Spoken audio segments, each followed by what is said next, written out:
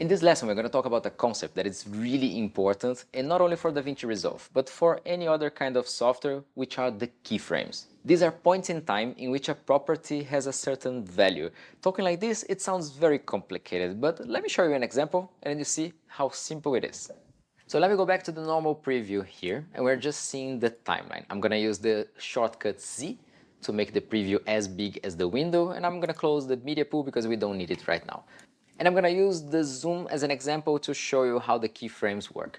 So let's say that in this moment here, I want the video to be at the normal size, so 100%. And some point in the future, maybe after some seconds, I want it to zoom in at 110%.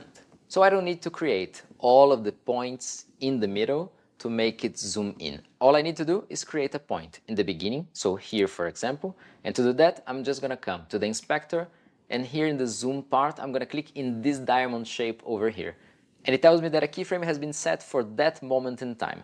And I'm just going to come up here a little, like some seconds later, and I'm going to set another keyframe, and I'm going to zoom in a little bit like this.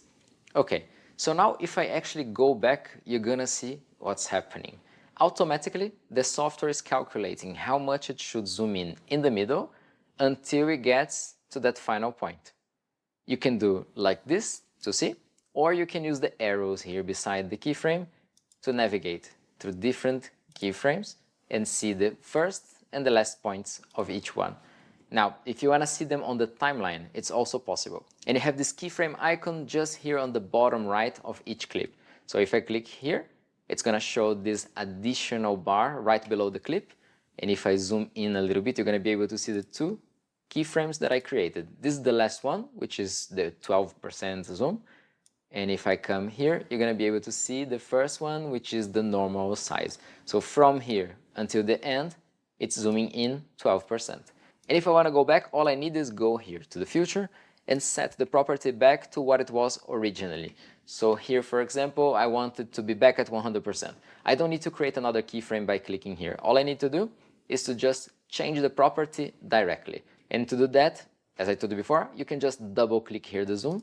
It's going to do 100%, and it automatically created the keyframe, as you can see here also.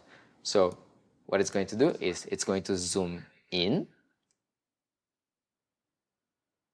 and zoom out to 100%.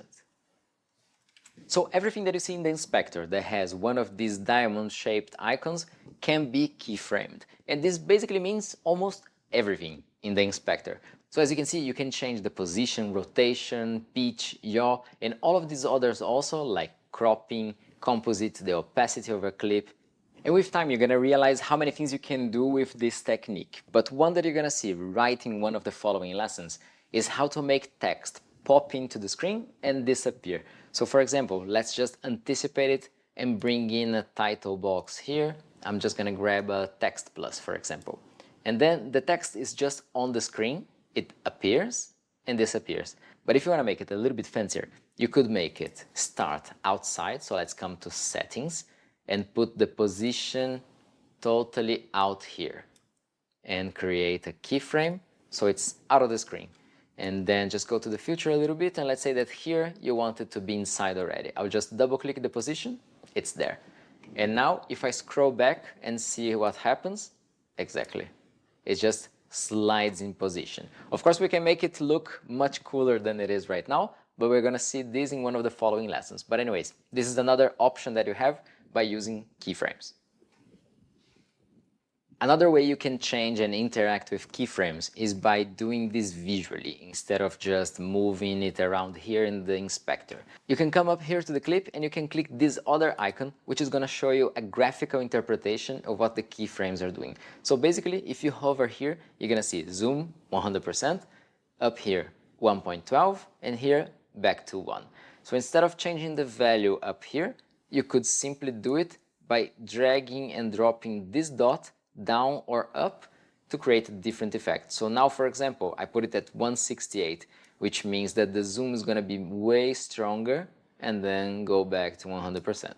And if you click here in this drop-down menu, you're going to be able to see all of the other properties as well. So you can change anything from here or from the inspector.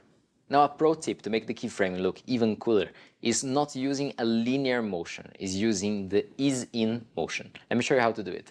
So here, for example, in the text box that comes inside the screen, it comes at a constant speed.